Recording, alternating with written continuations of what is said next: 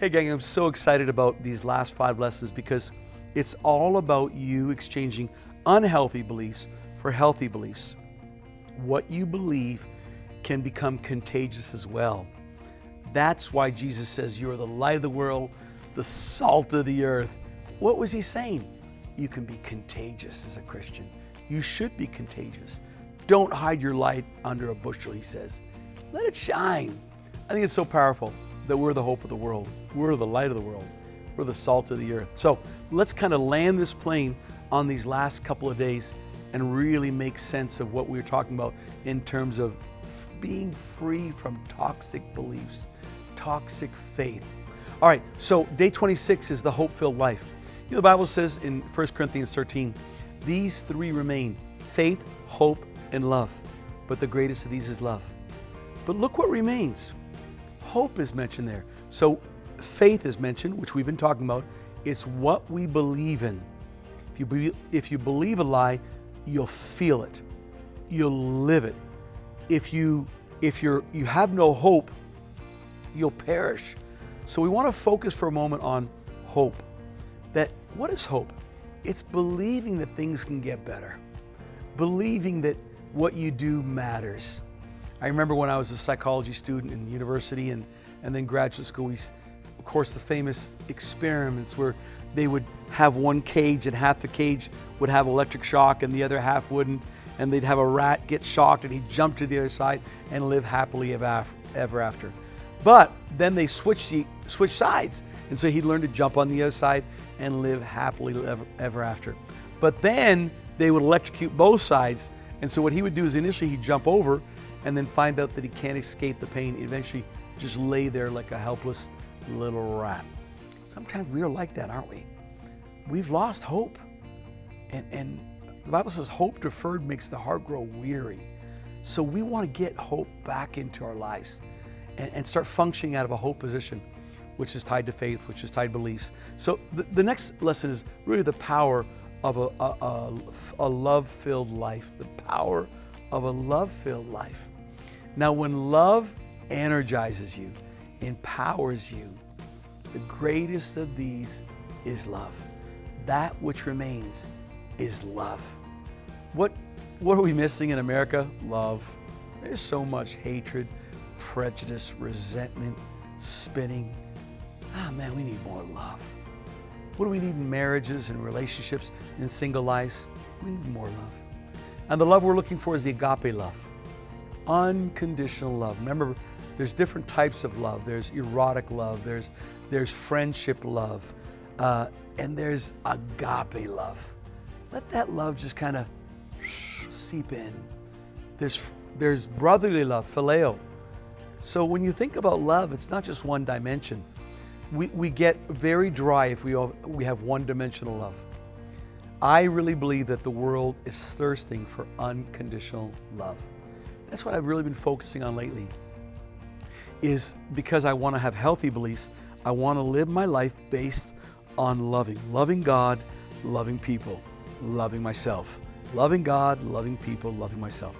If I do that, listen, it's going to be a much happier life. Do you see what I'm saying? Choosing love. That's why we spend time forgiving. That's why we spend time healing, is because we really want to experience love. Well, I could go in detail in all the other lessons, but of course we want to start talking about prayer. We've already talked about the Word. We've already talked about hope, faith, and love. What about the power of prayer? Where 2 or 3 agreeing on one thing, the Bible says, that the Father will do. Jesus said if you'll just have enough faith to speak to this mountain to be removed and thrown in the sea, it'll happen.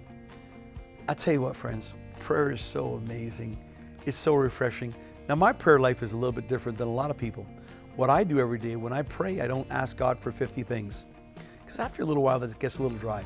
I get in my Word, I listen to worship music, and I write down thoughts. Yeah, every once in a while I ask Him for things, but mostly I'm trying to tap in to the thoughts that come from God. I'm trying to reject the thoughts that come from myself or come from society or maybe even coming from the devil. I try to get rid of that old junk so that I can live in freedom and power and healthy beliefs. It's so crucial. So crucial. My last item is really about community. That everybody needs to find their faith community. We need to find our tribe. we need to find the church that speaks our language and we speak their language. You'll never find any church that you 100% agree with because you're growing and so are they. You're the finger maybe and maybe they're the nose and maybe someone else is the mouth. But the great thing about church is that you're finding your community. You're finding your tribe. That's so important.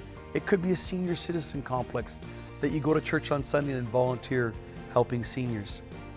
It could be going to Madagascar and rescuing prostitutes from sex slavery. I don't know what your calling is. I just know that everyone here is called. As you read all these lessons and work through the journey, do you know there's a calling on your life? I don't know if I talked enough about that calling, because as I find my calling, usually I find my community. Find your calling, find your community. I tell people, I said, hey, listen, I don't do anything I do really for money, although finances will come. I do things because it's my calling.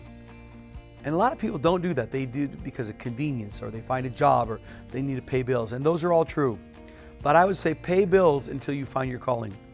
And then if there's a way to get paid for your calling, that's powerful. I suspect it'll be part of that last part. You find your community. You find your tribe. You improve it. In Madagascar, I challenged them to change the roads and start a soccer program. And there's a lot of people think that that's not very spiritual. Well, before we close, I want to that's toxic faith for me. If your faith can't improve society, it's not thy kingdom come, thy will be done.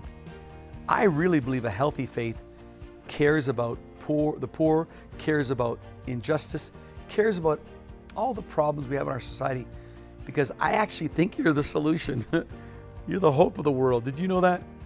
I love you guys so much. What an honor to spend 30 days with you on the 30-day freedom journey from toxic faith.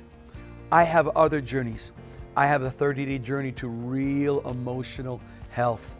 We have our 30-day journey to real relational health and intimacy. And there's other things that you're probably going to see on this last video that we can talk to you about. But I hope this has been helpful for you.